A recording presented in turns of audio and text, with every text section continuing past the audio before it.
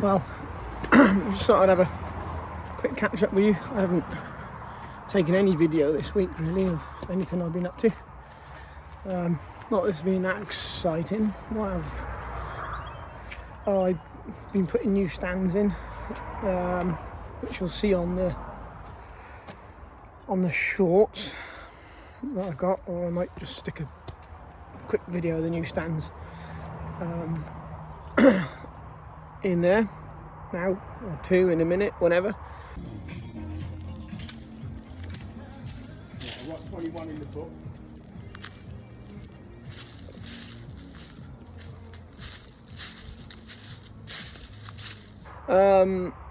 Yeah, so we've been putting new stands again. It just seems to be a job that keeps going on and on and on and on and on. We spent so long figuring out, or trying to figure out what we were going to use as stands. It just seems like a job that's been going on for so long. But yeah, we're getting there now anyway. So when we moved into the area, we put all the hives onto pallets, which I think I may have mentioned it in another video. Yeah, it just doesn't work. It doesn't work for our setup at all. We can have up to 10 supers on top of our hives, and basically what happens is you get so much weight on there that it kind of all just collapses in the middle, and they never fall over, but it just makes it so difficult to do any kind of management tasks with them. So we tend to, yeah, so what we've gone with are, yeah, I'll put a picture on there. They're basically, we found someone that can cut up some old wooden railway sleepers. So yeah, so we're cutting them up, and hopefully putting them on concrete blocks, and hopefully they shall suffice. So, but we shall see as we go through the season, because the season is fast approaching now, which, yeah, I'm getting real excited about. As I said in the last video, kind of know what I'm letting myself in for now. Another thing I was going to maybe talk to you about was I am also trying to start up my own colonies at the minute. I have 2 so far of my own, which I know is nothing compared to what I do in work, but we've all got to start somewhere. So yeah, last year I went out and bought, what did I buy last year? Yeah, I bought 1 colony last year that was already in an 8-frame Langstroth. Biggest mistake I've ever made, because 8-frame Langstroths are just a pain. They're just a pain. So I'll never do that again. So yeah, I bought that colony, and then I caught a swarm, which was literally by complete coincidence. I was working bees over at one of the sites that we've got over at Ross-on-Wye, and it was just a tractor driver came up to me. He was quite brave actually, considering there was bees flying around, and said, "Oh, there's a swarm over there." So I just bunged him in a box, and chucked him in another Langstroth deep that I managed to inherit. So yeah, so I've got 2 at the minute, and my plan is, my master plan, which I don't know if it's right or it's wrong. Number 1, I don't want to buy bees. I think bees are criminal prices in the UK. I can't, they're just criminal prices. I can't, we all want more people to buy bees. Well, when you're charging 200 and 300 pound in some cases for a nuke of bees, and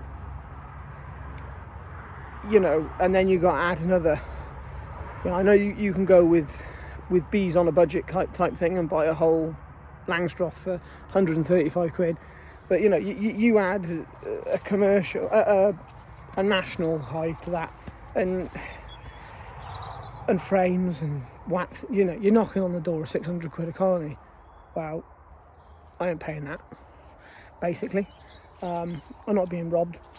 So, you know, so I got two things that I want to do this year, two real targets. I've bought some Corex boxes, and I'm going to put some old black comb in them, and I want to try and catch some swarms. I want to try and catch about 10 swarms if I can, really. And then what I might do is I might unite them at the end of the season, or kind of August time. See if I can get one good colony out of two. And the other thing I'm thinking of doing is I might get 2 nukes out of the 8 frame Langstroth. I'm not sure. I might. She's a very good queen. She will lay, 5-6 frames of that box. So she's a very good queen. So I might just get 2 from that. So I might do that.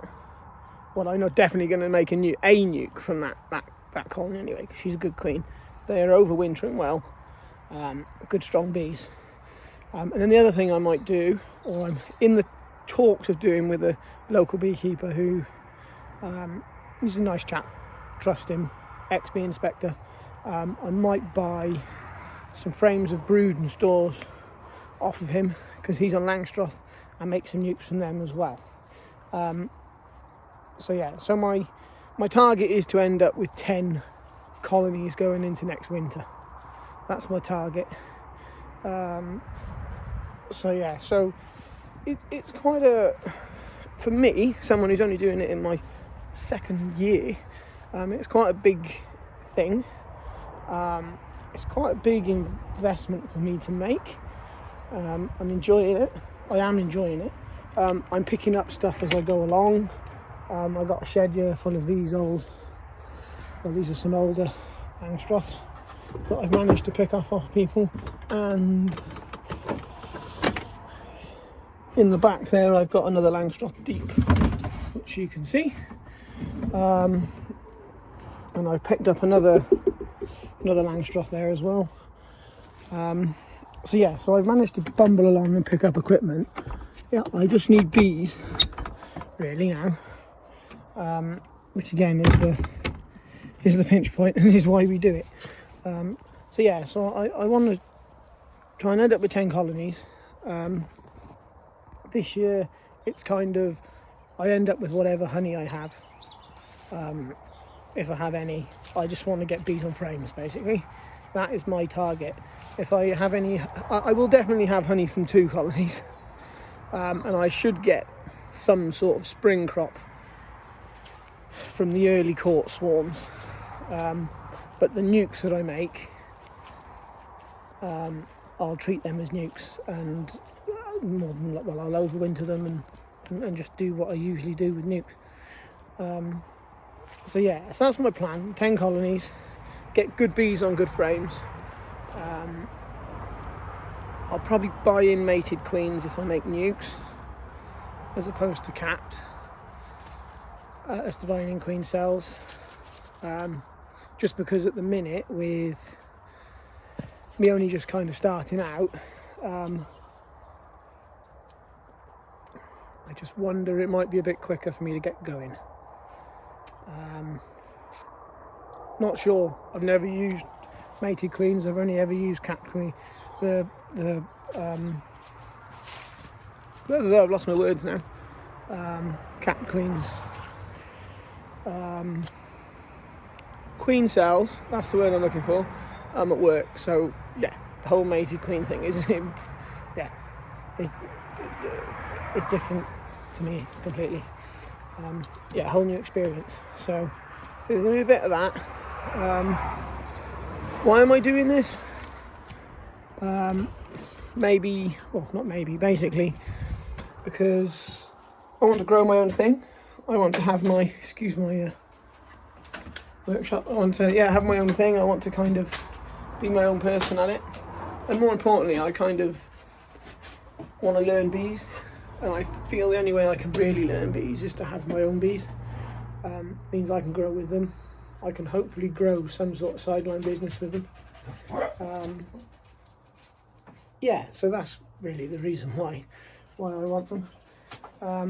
So, right, the only issue, and it is a big issue, that I have with picking up everybody's straggles and bits and pieces. I got dogs in there, go down. So these are these Langstroths that I've managed to inherit, very kindly given to me. They were an odd, I'm going to put you down there.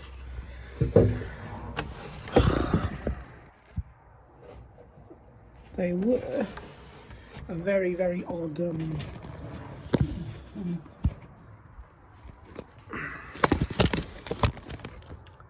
get over there.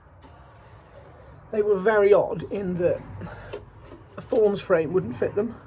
So the ledge here, which you can see there, I think somewhere like that, was a lot thicker, which meant there wasn't enough space on this rabbit here for a Thorns frame. I'm using Thorns frames and everything because I bought Thorns hives, so I just kind of thought it's easier to keep it all the same. So I've had to router about 6 mil either side out. Again, when you're starting out, so I don't have a bench saw or I don't even have a boss name saw, a circular saw or anything. So I'm just making do what I got. Yeah, so I've had to do that. I've had to make that. I've got another 4 of these to go to widen. I've had to make bee escapes so I can get in and out. By the way, never put these stupid things on them because it's basically another joint, and all that happens is the water. I was being clever here. I thought, oh, I'll take these off because I don't like them. Take it back to square box. But all that happens is the water has run down the box, gone through the joint, and is now rotting the bottom of the box out. I am going to do something there. I'm not quite sure yet what. But yeah, I'll sort that out. And then, so it was just the boxes I had 3 roofs. I got 6 hives, so I'm making more roofs. The roofs aren't going to be anything spectacular, just because finances. I haven't got the money to make decent roofs. So I'll make roofs out of a piece of ply, 2 bits of, I don't know, what was it, 2x1 or whatever it is, either end. Put a bit of felt on top of them. One day I'll be able to make big roofs and put tin on them and all that malarkey. Making floors. If you can see these, I've gone for a mesh floor. We use them in work, absolutely brilliant. Yeah, it's quite simple really, it just kind of all fits together at the minute. So yeah, so there's kind of the finished article there. So I got a 30 mil gap there and so on and so forth. I'll put like I say, I'll make a roof up for it. Yeah, and again, because I'm doing it on a budget, a majorly small budget, where's my cup of coffee? I've bought some plywood which I'm going to make supers out of as well. This is exterior stuff, so it should be fine. I'm not going to hold my breath, but it'll get me going. It'll get me going. It'll do me 2 or 3 years anyway. So yeah. But anyway, that's what I'm doing. That's my plans. You know, obviously, I still want to work full time with the bees, so I'll be doing that, and I'll be growing my own thing at the same time, I hope. So we'll see. Trying to juggle a full-time beekeeper's job and my own bees could be a little bit challenging, but you know, it is what it is. I'm in a real good place in that I've got a wealth of experience around me, not only in my boss, the chap that I work for, but in, you know, other beekeepers within the business that I work for. So you know, I'm learning all the time. We're all learning, and more importantly, the bees are teaching me what I need to know as well. So But anyway, I'll knock that one on the head now. Sorry the videos aren't very fun at the minute, it's just that, you know, there isn't really that much going on, so yeah. Anyway, we'll see you next time.